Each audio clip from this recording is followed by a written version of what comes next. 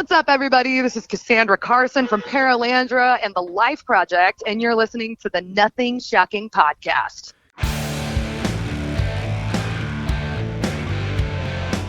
Want to know what's going on in the world of music? Then tune in to the Nothing Shocking podcast, a non-genre based, all ages friendly rock and roll program.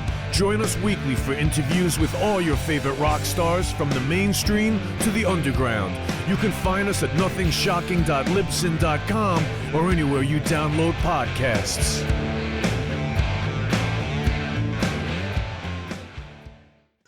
We're putting the band back together. The numbers all go to 11. I'm talking about bands that rock. Led Zeppelin. What about Sabbath? AC/DC. Motorhead. Does that mean it's louder? Is it any louder? Well, it's one louder, isn't it? We're not worthy! We're not worthy! Why don't you just make 10 louder and make 10 be the top number and make that a little louder? These go to 11. I get up off the ground and raise my head. Days like this, think I should be dead. One for Satan, two for me. Let's cheat the devil, it's fun, don't you agree?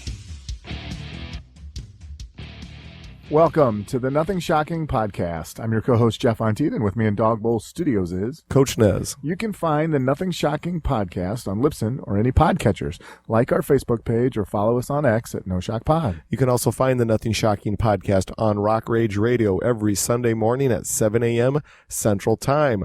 Our sponsor is Ragged Records, located in downtown Rock Island, Illinois, and downtown Davenport, Iowa. We'd like to thank the Hong Kong Sleepover for allowing us to use their music for our intro and bumper ending. Tonight's guest is Casandra Carson from Paralandra. Yeah, promoting their new album, The Body Electric. And she's also a member of the L.I.F.E Project with Josh Rand. Yeah. Hey, let's get to that interview. All right, good night. Good night.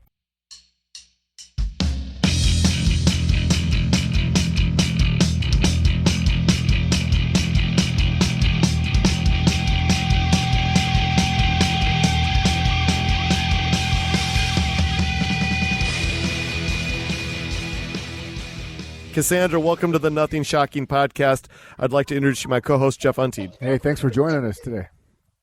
Thank you for having me. Well, we're excited to do this tonight. Thank you for agreeing to come on the podcast. So let's get right into this. So Parlandra released its newest album, The Body Electric, this past April. Can you talk a little bit more about the writing and recording process of this newest endeavor? Yeah, so The Body Electric, I feel like, is kind of a part two to Street Magic. We went and recorded Street Magic with Elvis Basket back in 2021, and we knew that we were going to record 8 songs. We went in with like 25. So we did that and put the best 8 songs on that album that we could. And of course, there were a lot that we wanted to work on that we really liked, but just didn't have room for. So, as soon as we released Street Magic, we were like, let's get, more studio time on the books immediately with Elvis so we can, finish these songs. So in the meantime, we just continued to write. And so there's some songs on The Body Electric that are literally like a decade old. There's some that we wrote actually for Street Magic that didn't get on there and then, had to wait a couple years. I feel like The Body Electric is really just kind of a culmination of who Paralandra is and who we've been over the years. So, yeah. Very good. Well, yeah, talk a little bit more about that, taking and dusting older songs off the shelf. We've talked to some artists who they get done and they just throw all the tracks away. But I like the stories of taking an older song and polishing it up and making it new again. Absolutely. There were some songs that, like I said, literally 10 years old. This song, Give Me a Reason. I don't know if you guys have listened to the record yet, but I wrote that, literally like 2014. And it's really funny because I actually wrote it about a friend that kept canceling on me, but people think it's a relationship breakup song. But the song structure itself, hasn't really changed So I thought that was really cool. There were definitely some songs like Better Days, for example, that were completely different, when we first wrote them. And then once we kind of got into pre-production with Elvis, he started switching things around. And like, what if we made the chorus the bridge and came up with a different chorus, So it was really cool to see how some songs stayed true to the way that we wrote them, and some of them became a little bit different, and I love how they all ended up. So awesome. It's great. Well, in this day and age of technology, bands going into the proper studio and recording new music is kind of like a lost art, opposed to now they can go home and record all this new music in their homes, and then emailing the tracks and to the drummer and to the bass player, et cetera, et cetera. But it sounds like this album was recorded in a proper studio, correct? Yes. Yeah. Yeah. So we literally did, drums for the first few days, bass for the next few days, guitar. I mean, we were all together the whole time. Well, and talk a little bit more about, doing things, I guess that's considered doing things the old fashioned way now, opposed to, doing it in your living room. And then you don't have anybody looking over your shoulder to kind of critique you. Do you enjoy that proper studio process that the bands used to do in, I guess, yesterday? Yeah. Yes. I need it, like, personally, to have somebody like a coach, to say, okay, that was good, but like, you could do better, even if I feel like I totally nailed it, because I would say 9 times out of 10, I agree with them and I hear the take and I'm like, oh, you're right. Even though it felt great, I could definitely do this little tiny nuance better. So I love like having Elvis there, as my coach and to bounce ideas off of. I enjoy it way more, having that outside opinion. Oh, very good. Let's hear about some of your members of your band. Can you talk a little about the rest of them? Yeah. So my dad, Paul Carson, he's our guitar player, and that's really awesome. We love playing together and writing songs together. And then on bass, we've got Sire Reichard, and on drums, Dakota Watson. And Sire and Dakota, they actually were next door neighbors, like their whole lives growing up. They were in another rock band in Springfield around the time that Paralandra started. And so Paralandra and their band, Crowning Alice, did a good amount of shows together. Nice. So we kind of got to know them through the local scene. And I mean, I still remember like the first time we ever played with them, and me and my dad were watching and we were like, oh my God, we need that bass player and drummer. Like, we have to find a way. But we finally did, but yeah, so I mean, I just feel like we're all really good friends, and it's been a very organic growth for all of us. And we just genuinely enjoy spending time together and playing shows and playing the music that we do. So it's great. That's fantastic. Dirty Love is my favorite track on the new album. I love the bass fills at the beginning of that track. It's heavy. Yeah. It's a fun listen. Tell us a little bit more about the process of writing that song and also recording it. That's so funny you asked, because literally last night at band practice, I was like, Dakota, you're never going to believe what I just found on my phone. And it was the video of us writing Dirty Love. It was me and my dad in my room, and I was kind of like humming my melodies, and I had this guitar riff idea, the ticka ticka ticka dun dun. And so anyway, it was just kind of like some melodies that I had in my head, and I went to my dad with some help structuring them, and, got Dakota in the mix, and I'm like, dude, I really need like a double bass going on right here. Like, ticka, ticka, ticka, ticka, ticka, ticka. So yeah, that was kind of the writing process. And I mean, once I had subject matter, the lyrics were no problem. So. No, it's such a great song. I want to hear more about your Midwest roots with Springfield, Missouri. That was where the band was formed. Can you take us back to those days when the early days of the band? Yeah, I mean, we're just from Springfield, Missouri, which isn't really on the map, but I will say, like, we are the home of King's X and Brad Pitt, so we've got some things going for us. Yeah. But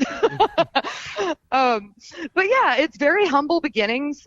When we were first getting started, our town was ruled by cover bands, 80s cover bands, 90s cover bands. That's all anybody wanted to hear. It's the only shows anyone ever wanted to go to. So we actually did a lot of cover shows for the first, I would say 5, 6, maybe even 7 years. being a band.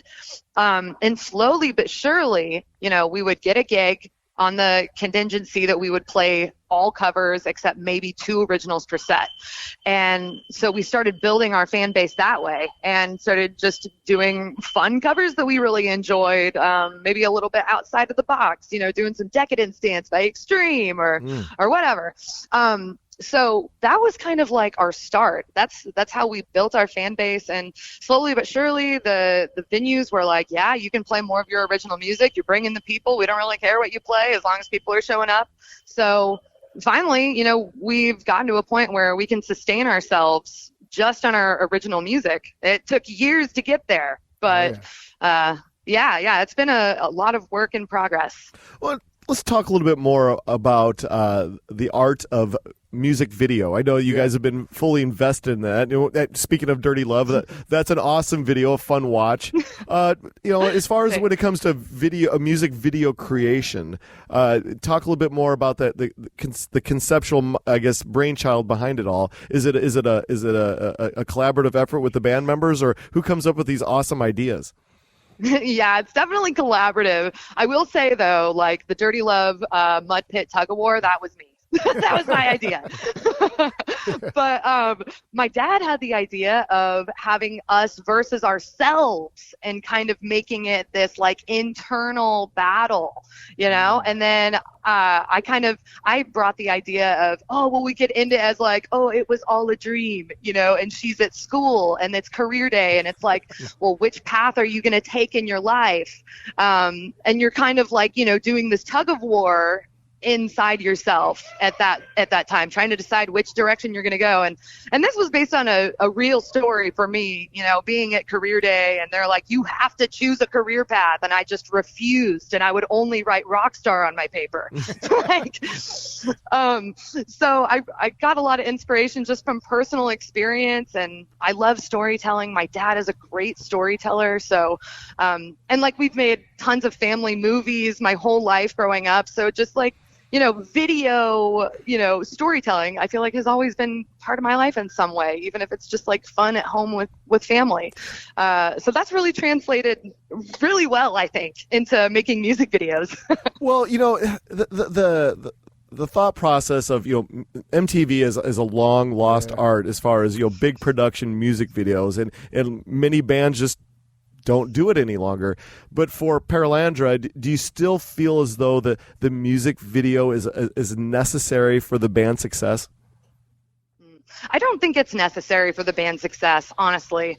Like, we do it because we enjoy it. It's out of sheer love for it, and we have so much fun. And also, like, our fans, they love our music videos, and they find them highly entertaining. So, it's just like, if we're having fun and if our customers, our consumers are enjoying it as well, then, why would we stop? So it's less about the money and more about what do we want to do with what we have. Yeah. That's very good. Well, I'm glad you enjoy it because, we talked to some artists who just absolutely hate doing them. But I still think it's crazy to me. I still think they're a good advertising medium for your band. That's awesome. Yeah, absolutely. It gives us a pro look because the rest of the videos we make ourselves are very obviously shot on an iPhone. Well, let's talk a little bit about the physical product as far as the tangible product of going and buying a band's merchandise, the actual album. And we see so many artists now that have resorted to releasing singles at a time instead of actually releasing an actual physical album. And right now, you guys just released an 8-song EP with the Body Electric. But as far as, I guess, maybe future endeavors go, what is you and the rest of the band's mindset when it comes to releasing a physical product? Will you ever see yourselves releasing a 12, 13-song LP ever? Or do you like that EP format now? I prefer the long format because that's how I listen to music.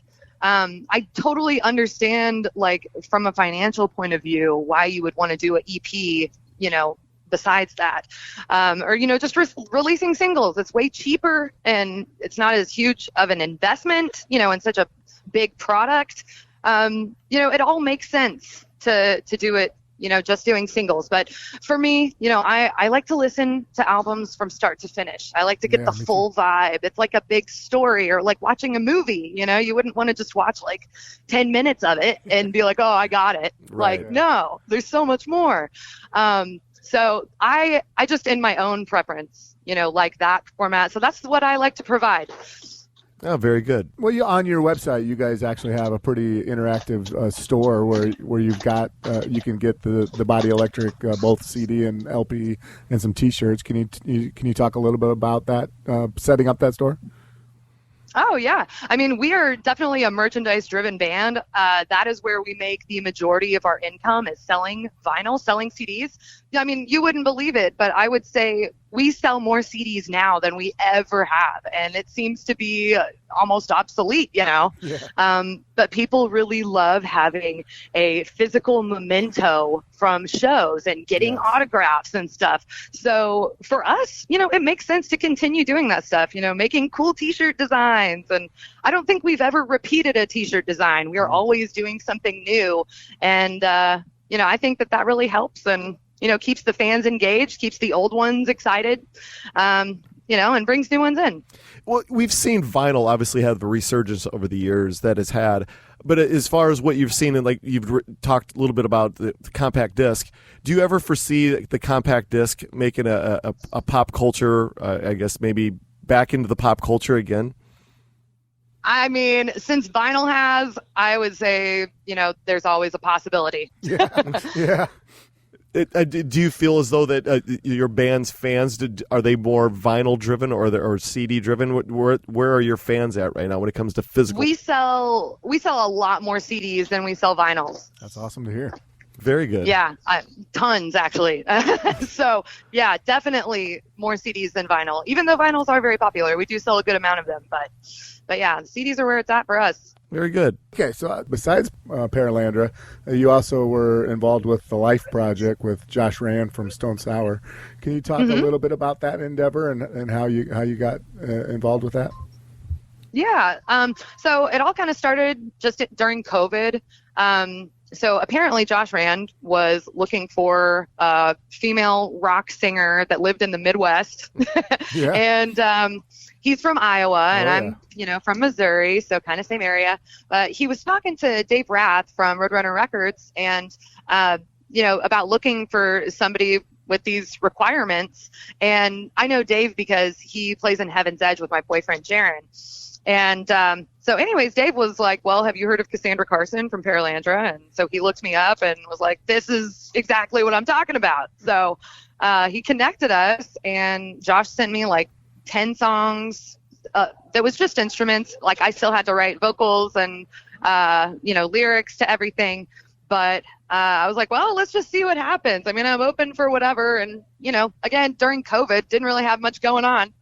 So, so we just kind of started writing songs together. We did some covers just for fun, just to kind of like feel each other out and see like, what is our sound? And like the first song that I wrote with him was The Nothingness. And I feel like that's probably like our biggest song. So that's kind of cool. But yeah, it's been great. We've released an original EP. We released a cover EP. And then actually, as of just less than a week ago, Josh is back playing guitar. He had back surgery that he'd been out of commission for a little over a year at this point. So we've just kind of been waiting for his recovery. But so now the plans are to continue writing. We've already got like 5 songs that have been written and recorded that we just haven't released because we want to be able to actually go out and tour and support it when we do release it. So kind of getting back into the swing of things, but I'm super excited. It's awesome. Some good music. Well, after Josh is on the mend here and he's ready to go back and hit the road again, talk a little bit more about the balancing act that you have between Paralandra and the L.I.F.E project. Can you talk a little bit more of the balancing those two bands? It's difficult. Paralandra is my baby, and I live in Springfield, and that's where everybody lives for Paralandra. So it's much easier to get together, twice a week to have practices, and, we write songs organically right there in the garage. Whereas with Josh, like you mentioned before, it's like you send off the track to get drums recorded, and then you send it off to get the bass done, and then it's a very different process. So I'm like kind of in two different worlds, but I do try to do both of them at the same time as often as I can. Oh, very good. Paralandra has a busy upcoming tour schedule. The band's tour kicks off this month. What can you tell our listeners about the schematics of the tour? Are you going to be hitting certain areas a little harder than others? We're always going to be hitting the Midwest a little bit harder just because it's our home area and, easier to get to. Absolutely. But, I mean, we literally have shows from coast to coast for the rest of the year. We'll be on the West Coast, East Coast, North, South, you name it. We're even going on a cruise, so we're going down to the Bahamas. So, nice. I mean, we're going to hit as many cities as humanly possible on this run, and we've already got a bunch on the books. So, yeah, exciting. I know. I was looking at your dates. I mean, starting in May, going all the way to October. For our listeners around here, Streeter, Illinois, the Streeter Fest, and Fort Dodge, and West Chicago, and Madison, Wisconsin. But I didn't see the Quad Cities on there. We need to get you here. Yeah, Davenport, Iowa, Rock Island, Illinois. Oh, you guys are in Iowa? Oh, we're in Rock Island, Illinois, right on the other side of Davenport, right on Iowa. the Iowa border. I think we do have like 2 dates in Iowa, actually, like in November. We've got shows booked all the way through December at this point, but that's awesome. Yeah, it's hard to keep track of all of them, Well, when it comes to playing live shows in this post-COVID era, do you feel as though the concert goers are back in full force, or do you still feel like there's that hesitation still with your fans showing up to live performances? Honestly, not at all. I mean, like we pretty much kept playing through COVID. We were off maybe like 2 months at most, but like where we're from in the Midwest, there were a lot of cities that quote unquote COVID didn't come here. So I mean, that's just how it was some places, and the thing is, this is my full-time job, so I've got to make money and pay my bills. So the venues that would allow us to play, we would play. And of course, there were some kind of rules and regulations that we would have to abide by, but we would do that, because this is what we have to do to survive. We got a lot of hate for it. I definitely had my fair share of fans that said, you're a murderer for playing a concert. But I know that that's not the truth. And I'm like, okay, well, you're out there working construction, buddy. Maybe you're killing people, Exactly. So anyways, I mean, I know that a lot of people are probably still a little worried about it. I'm here at the airport. There's still some people wearing masks. But as far as the energy at our live shows, I mean, for our fans, people continue to show up, and they still show up, and the crowds continually are getting bigger and bigger. So I don't see any decline. Oh, very good. Let's talk a little bit about Paralandra and your stage performance or the band's. What can fans expect when they come to see Paralandra? High energy, lots of laughter, Lots of fun, jumping. Someone might fall over. You never know. We have a great time. We're also 100% a live band. We don't use tracks, and we're not there to trick our audience. So you're going to get a real, raw, live music show when you come to a Paralandra show. Oh, fantastic. Yeah. Well, let's talk a little bit more about life after this touring schedule that you have going on until October. What can we expect from Paralandra when it comes to writing and recording new music for maybe 2025? What's in the works? Yeah, I mean, as of right now, I haven't even looked at 2025. I will say that we are still writing music. I mean, literally just yesterday we were Paralandra, we were practicing, and I wrote another song, and we started hammering it out last night.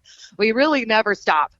So when will we be in the studio next? I really don't know, but hopefully soon. I've got so many releases coming up this year. I mean, with L.I.F.E project getting back out there. I've got a new album with George Lynch coming out later this year.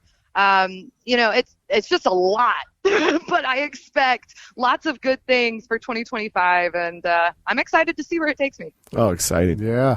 I know on some of these tours, you got like Tantric and Lynch Mob and I think one of the shows I saw had Seven Dust on the bill. Can you talk a little bit about some of the bigger bands you've played with, open for? Yeah. I mean, obviously, like playing with Lynch Mob is awesome because my boyfriend's in the band. Yeah. Oh yeah. But also it's George Lynch. He's pretty good. But yeah, like playing shows like that. When I was in, whenever the L.I.F.E project did our tour with Alice in Chains, and Breaking Benjamin and Bush, that was insane. Like just hanging with Jerry Cantrell every once in a while. Like who gets to do that? It's crazy.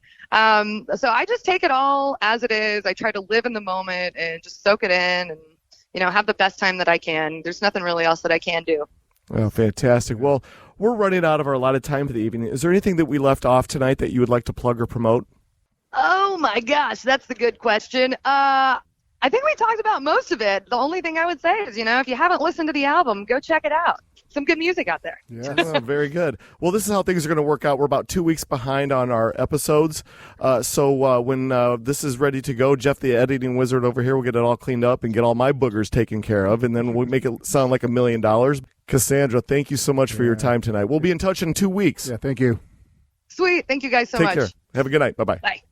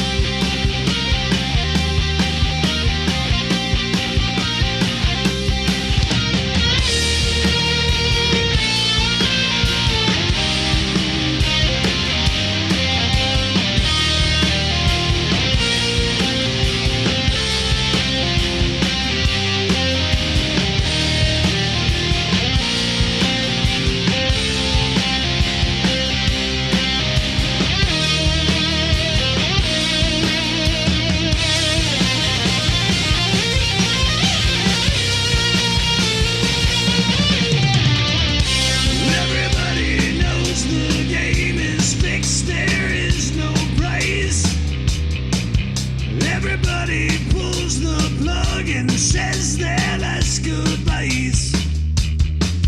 Move to the sunshine, fight the grip of nights. If they ever take from you, then you plug out both their eyes.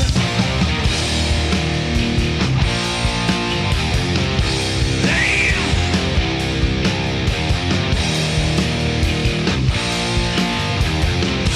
roll the dice.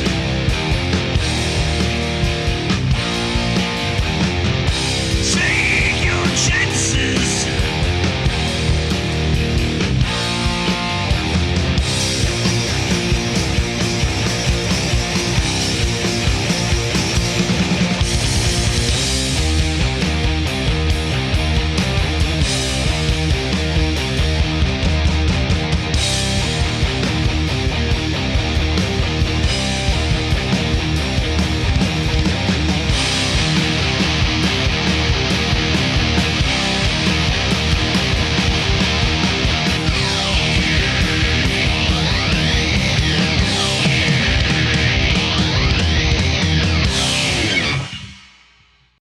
Welcome to the night. You think you know Night Demon? Then the Night Demon Heavy Metal Podcast is for you. Step into the darkness as we peel back the curtain to give you an unprecedented, all-access look into the mind and the heart of the demon. We're talking band history, song analysis, studio anecdotes, stories from the road. It's everything a diehard Night Demon fan could want and more. This is the only place to learn the inside scoop, the deep dive trivia, the untold tales from the band members themselves and those closest to the Night Demon story. Need more? The Sacred Night Demon Crypt will be pried open to reveal demo recordings that have never before seen the light of day, all with in-depth commentary by the band and the people who were there for the writing and recording process. This is a gold mine, a treasure trove of all things Night Demon. Head over to nightdemon.net or wherever you listen to podcasts.